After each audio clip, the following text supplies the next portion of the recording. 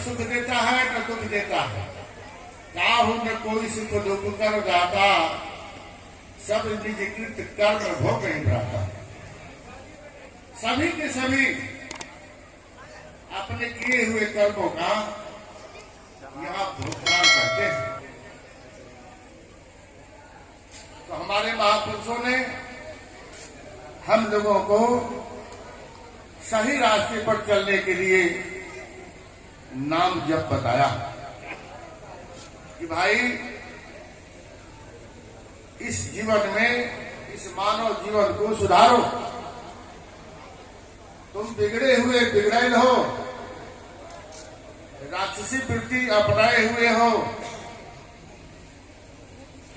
तुमको जो करना चाहिए, जिस वास्ते तुम यहाँ आए थे, जिसलिए परमात्मा ने तुझको यहाँ भेजा, तो सब कुछ तुम भूल बैठे हो और पशु की तरह दिन भर काम किया और भोजन किया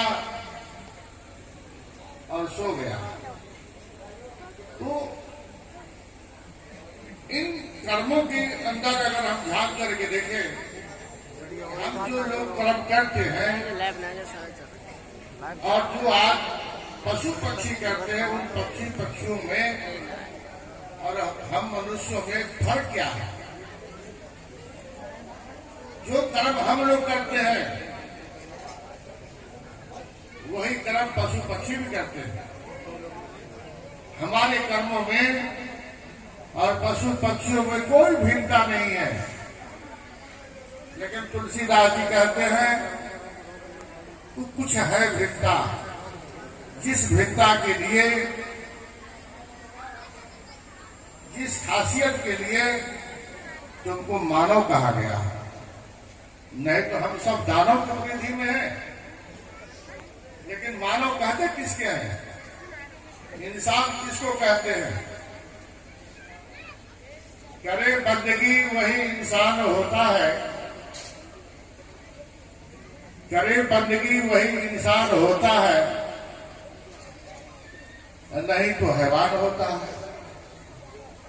केवल एकमात्र बंदगी संसार के अन्य वस्तुओं से हट करके एकमात्र उस परमात्मा की बंदगी, जिस परमात्मा ने हम लोगों को इस धराधाम पर भेजा है।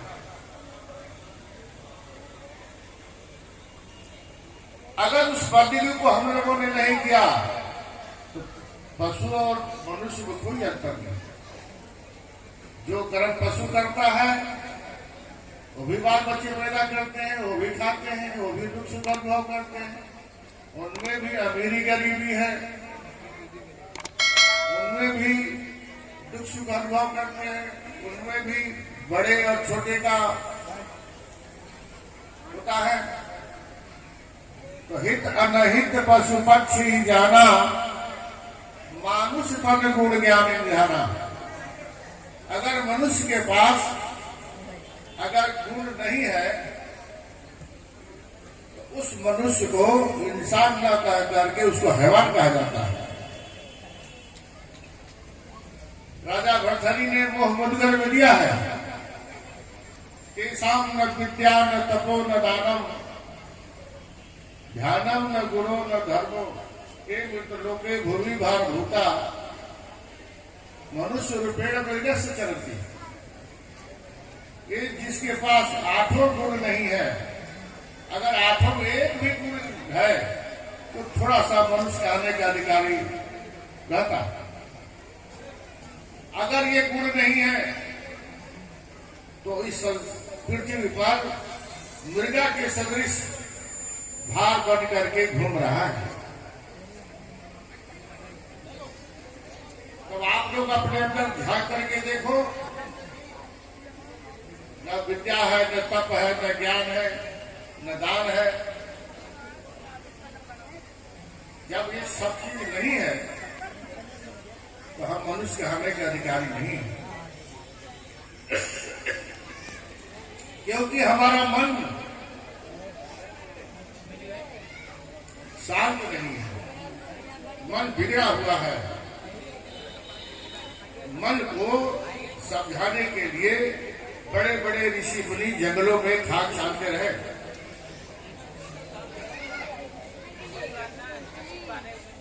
मन ऐसे नहीं मानता। मन को सही दिशा देने के लिए गुरु के संपर्क में जाना पड़ता है,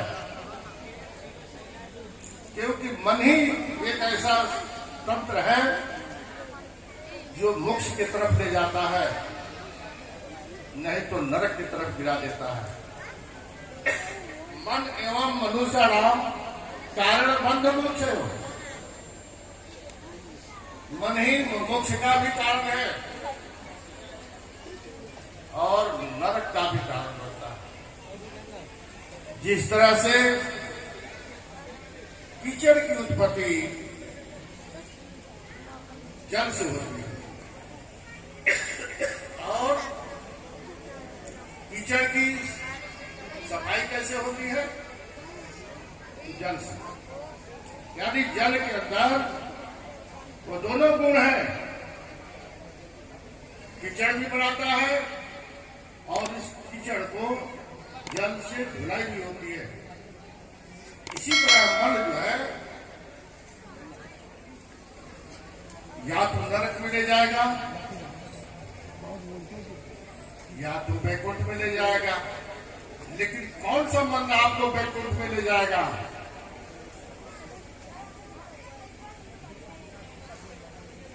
अब मन को कहाँ लगाओगे, कहाँ दिशा दोगे, किससे आप दिशा मांगोगे, वो तो कोई और है।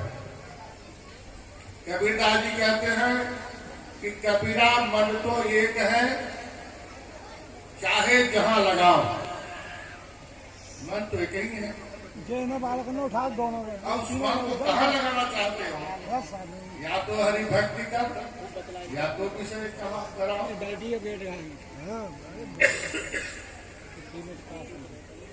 अब ये मन को भगवत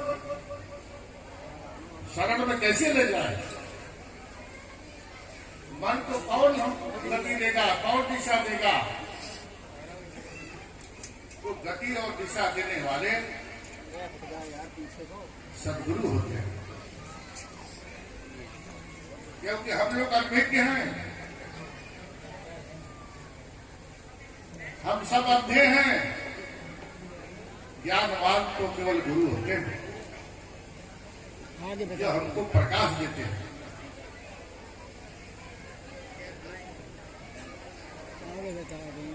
संसार में जो मन का जो संशयात्मक जो बना हुआ है विषय, उसको छोड़ने के लिए, उस भ्रम को मिटाने के लिए गुरु के सानिध्य जाना पड़ता है। और जब गुरु के सानिध्य चले जाते हैं, जब गुरु के संपर्क में हम लग जाते हैं, उस शब्द को अपने जीवन में शिरोधार्य रखते हैं। गुरु कहे सो कीजिए, सब कारण सिद्ध होए, चला जाए बैकुंठ में, भला न करे कोई। केवल गुरु की आज्ञा मान लेने से, गुरु के बताए हुए रास्ते पर अगर चलना सीख ले, उसको दुनिया में कोई भी ऐसी ताकत नहीं है, यहाँ तक कि जबरात का भी ताकत नहीं है जो उसको नरक में ले जाए। उसका कोई पाला पकड़ ही नहीं सकता जिसके ऊपर गुरु की छत्र छाया हो।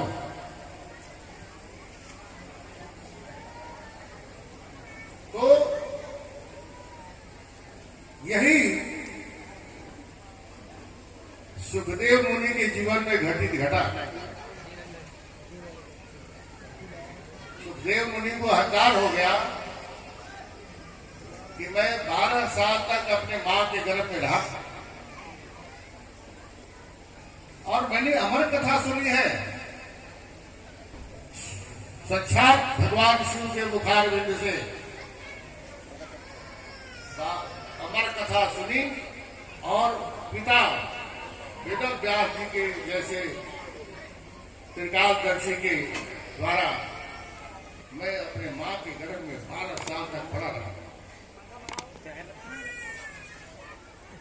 ऐसे हम तत्ववेता, ऐसे हम ज्ञानी हैं।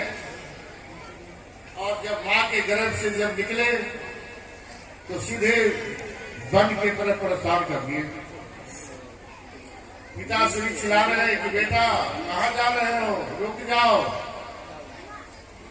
12 साल के बाद तो तुम्हें बाहर आया और तुम माता पिता को छोड़ करके बढ़ जा रहे हो। सुखदेव जी ने कहा कि बस पिताश्री अब दोबारा नहीं आने को, क्योंकि मैंने उस गर्भ की यातना भोग ली है। दुनिया तो 9 महीने तक गर्भ में रहती है, मैंने 12 साल तक गर्भ में किस तरह से अपने जीवन को बिताया। त्राहि माम उस प्रभु के चरणों में लगा रहा। अब दोबारा मैं वो लौट करके नहीं आऊंगा। और जा करके जंगल में तपस्या में बैठ गए, क्योंकि स्वयं अपने आप को अवतार मान लिया कि हमको गुरु की क्या जरूरत है। जब भगवान शिव के अमर कथा मैंने सुनी है तो गर्भ जोगेश्वर गुरु विदा लगा हरि का सेव, कह कबीर बैकुंठ से फेर दिया सुखदेव। तप के बल से सुखदेव जी बैकुंठ तक पहुंच गए, लेकिन वहां तो मनोरथों का कोई स्थान ही नहीं है। जब बैकुंठ में पता लगा देवदूतों को तो भागे भागे आए और सुखदेव मुनि को वापिस पैदल पृथ्वी पर भेज दिए। बोले कि तुम्हारा यहाँ कोई रास्ता नहीं है, तुम मनमुख हो, तुम नापाक हो, अछूत हो, तुम निगुरा हो। अब बेचारे सुखदेव जी वापिस पृथ्वी पर आ गए।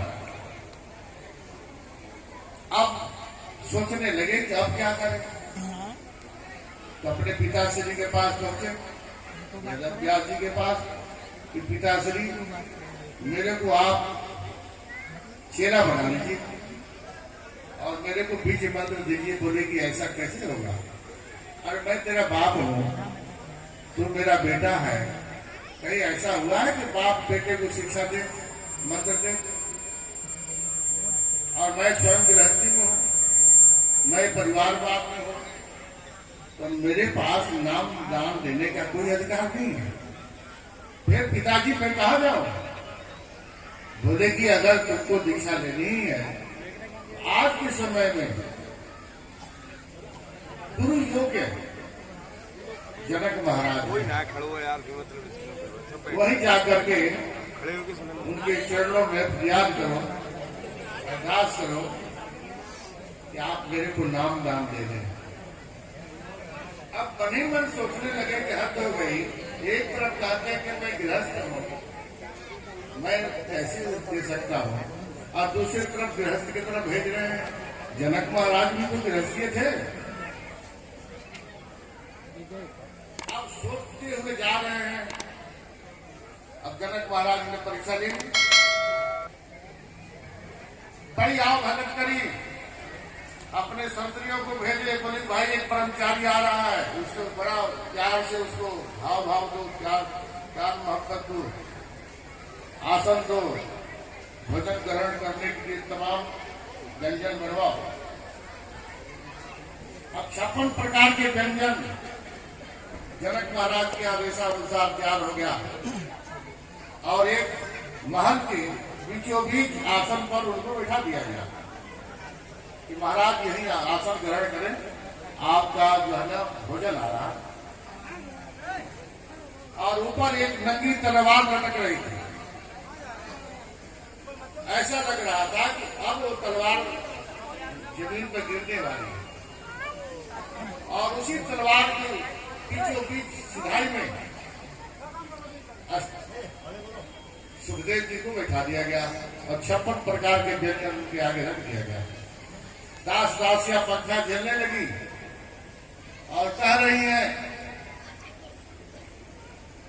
कि ब्रह्मचारी जी आप भोजन प्रसाद ग्रहण करें।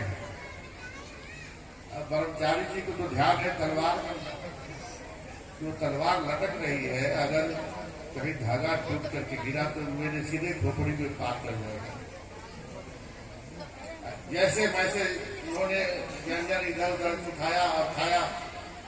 जब चलने लगे तो जनक महाराज जी ने बुलाया, बोले कि सुनो भाई, राजमहल का व्यंजन कैसा लगा? बोले कि महाराज जो कुछ भी था ठीक है, लेकिन मेरा ध्यान व्यंजन की तरफ नहीं था ना, मेरे को स्वाद का पता लगा।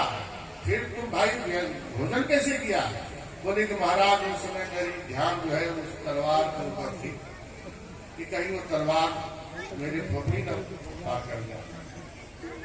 तब जनक महाराज ने कहा कि तुम्हारी शंका का समाधान यही है। तुम जब चले थे तो तुम्हें यही कह रहा था कि जनक मेरे को उपदेश देगा, मैं स्वयं ब्रह्मचारी। तो कहने का मतलब कि सुखदेव जी ने जनक महाराज से नाम लिए और फिर वहीं वापस पहुंचे जहां पर उन्होंने तपस्या करी थी।